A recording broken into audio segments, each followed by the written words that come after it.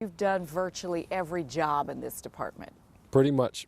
How does that make you a more effective leader, or does it?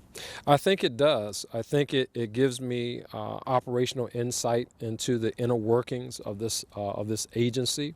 What are some of the areas where we can do better? What are some of the areas that we can continue to build on? Again, when you talk about a police agency being the model agency for other police departments to model themselves after, again, tall order to fill. But I believe that the Metropolitan Police Department has the capacity to do that. I've been working with these men and women for 30 years of my life, and certainly know what they're capable of. I've had the opportunity to interact and engage with law enforcement agencies all around the country, literally all around the world, quite frankly. But I know what we have here in our agency, and I know that we have the capacity to do it. You've called this a model police department, but there are people even within your own community who do not see DC police that way and actually believe in removing some of the resources that have been placed into police departments and prison systems and defunding them. When you hear that term, defund the police, how does that hit you? Well, it takes me back to the time when I first joined the police department, when we were operating at a deficit.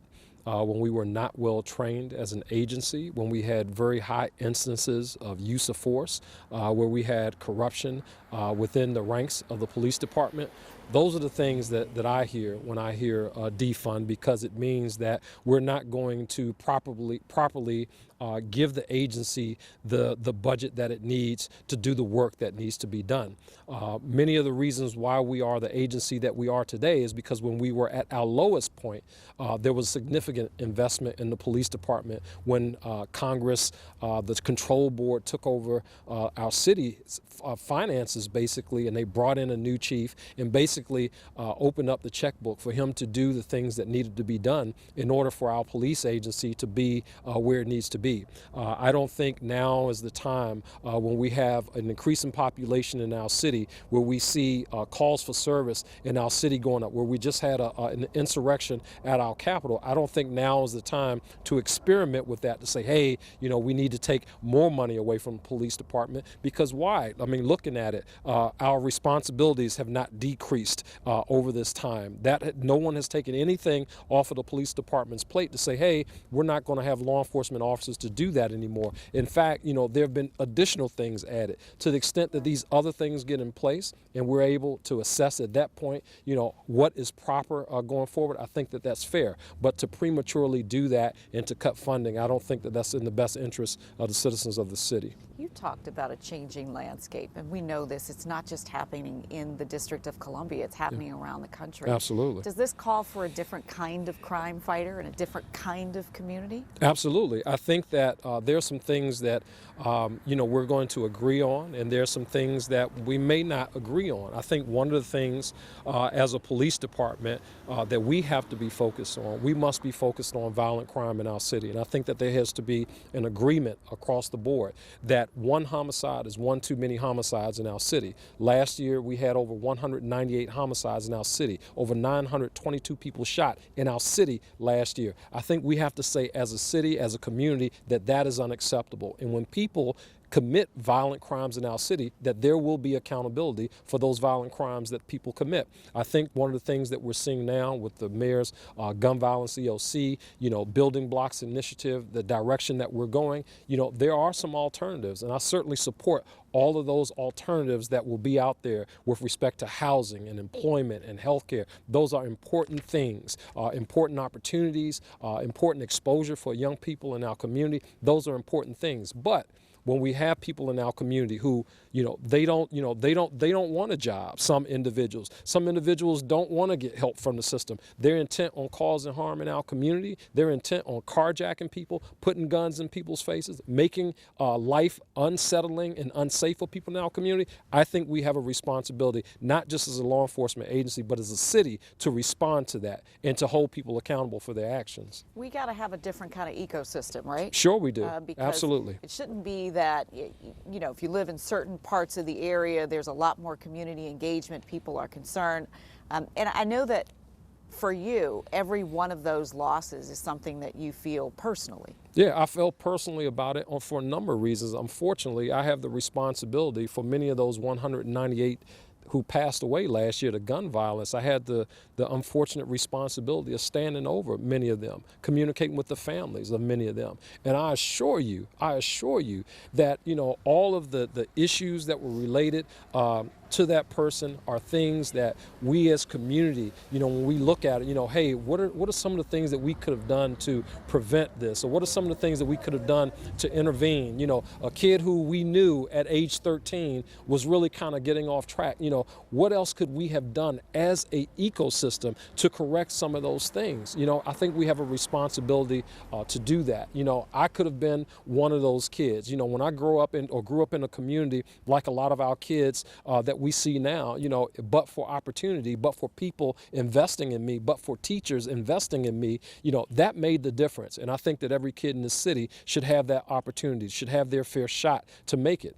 It may be astounding for people to hear that during a pandemic, we had all of these killings and all of this violence. Help people understand how a pandemic contributes to crime in a city. Well, I think, it's not just a DC thing. I think we've seen it in many of the major cities across the country. I think you have people who are frustrated. I think you have people who are just intent on committing violence in some instances. I think you see a lot of our juvenile population, they're out of school, and when they're out of school, and accountability could be lacking in certain places. Parents have to work. Kids get into things. I think all of those things really kind of come into play here with respect to the violence that we've seen in community.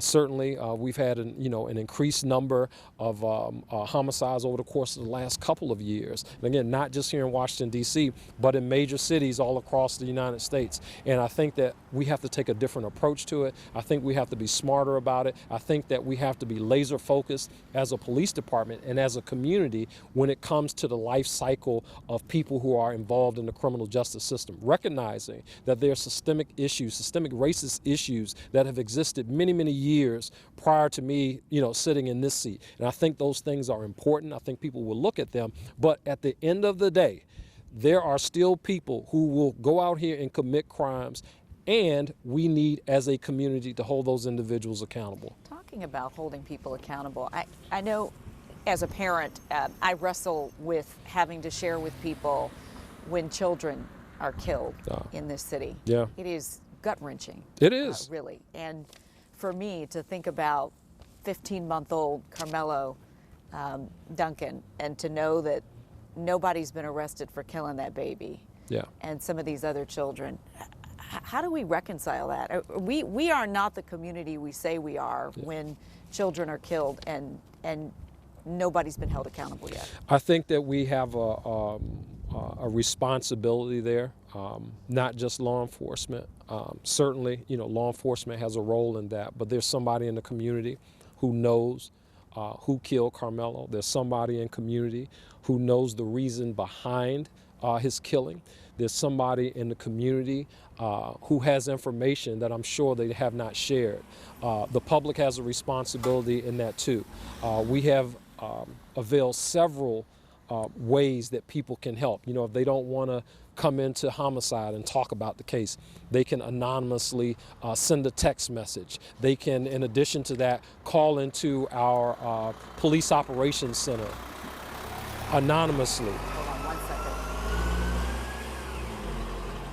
Is there another truck coming by? Yeah. Right. I think it's important to give you the floor on talking about tips and calling in tips. Tell us a little bit more about that again. Yeah, I think that there are people in community we've availed several different ways for people to communicate to the police department what happened, why it happened, who's responsible for it, without compromising themselves. We have an anonymous tip line. We have 50411. People can anonymously send texts. They can call us 727-9099 and relay information. But That's a community responsibility to include law enforcement. Law enforcement is part of that ecosystem of community, and we all have a responsibility to make sure that the person or persons responsible for Carmelo's death is brought, that person or person that they are brought to justice. Let's also, yeah. Okay. What you fixing, buddy? This? Yeah, thank you. Okay. Okay. You And ready? make Let me sure know I'm when you're straight. You good? Okay. What about carjackings? Because we know that has happened. I mean, does the messaging need to change? Do we need to be telling people, well, you do not idle. You do not leave your car running with a key in it, ever? Yeah, that's part of the conversation. But again, I think the other part of the conversation that we can't avoid is the conversation about accountability. When people are caught carjacking, what are we doing with them once they are caught carjacking? Then what? Because there have been several individuals who have been arrested for carjacking. Everybody's not leaving their car running. Some people are sitting in their car saying a morning prayer. Some people are waiting to pick up their kids from school. Most recently, we had a guy who had a medical emergency who died behind the wheel of his car, and someone pulled him from the car and took his vehicle, left him on the side of the road like he was garbage. And I think that that's unacceptable. And when those types of things happen in our community, again, here's an area where there has to be accountability, because if there's no accountability, what happens, right? The person who does that, the next day, the next 2 days, people see that person in community. Where's the accountability? Yes, we are in a COVID environment. Yes, we don't want to overflood the jails. No, we don't want to mass incarcerate. But when we identify people who are engaged in violent behavior in our communities, there has to be accountability across the board, and we all need to be on the same page with that.